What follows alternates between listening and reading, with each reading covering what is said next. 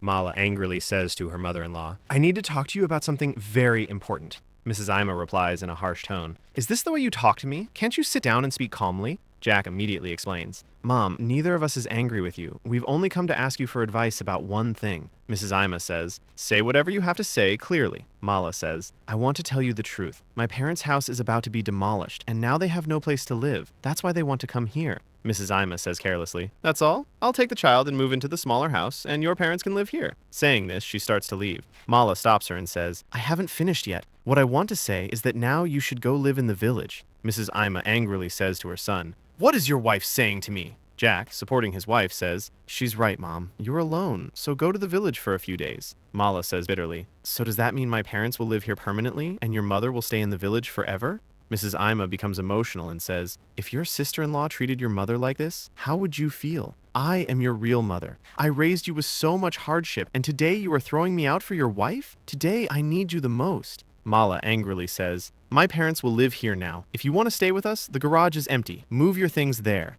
Jack also says, Mom, she's right. You can live in the garage. Mrs. Ima says furiously, are your in-laws better than me, or am I less than them? Women from families like yours are born who disgrace their own homes. Then, addressing her son, she says, I carried you in my womb for 9 months, worked at brick kilns, stayed hungry but still cooked for you, sold my house and land so you could buy a big house in the city, and this is how you repay me? She continues, when you didn't have money for school fees, I worked as a laborer. Have you forgotten all that? And now your wife lectures about serving parents, so she's bringing her own parents here? Jack gently says, Mom, don't get so emotional. That was never our intention. Mala's parents may leave in a month or two. Mala shouts angrily, what did you say? They will stay here forever. Then she says to Jack, I'm giving you 2 days. Either throw your mother out of here, or you live in the basement yourself. Jack says anxiously, if that happens, we'll get divorced. Mrs. Ima angrily says, a threat of divorce? Fine. If you can't live here, leave immediately. If you want to take the child with you, take him. Otherwise, I'll raise him myself. Then she says to her son, I never expected this from you. I raised you, educated you, and today you're abandoning me like this. After marriage, you've become completely useless, obeying every order of your wife. People are right. After a daughter-in-law comes, a son no longer remains a son. Addressing Mala, she says, I considered you my daughter, and this is how you treated me. I've said what I had to say. Now leave this place. Mala stands up and says, you'll regret this later. I'll divorce your son today and take my child with me. You'll spend your life longing for your grandson. Saying this, she leaves. Mrs. Ima says from behind,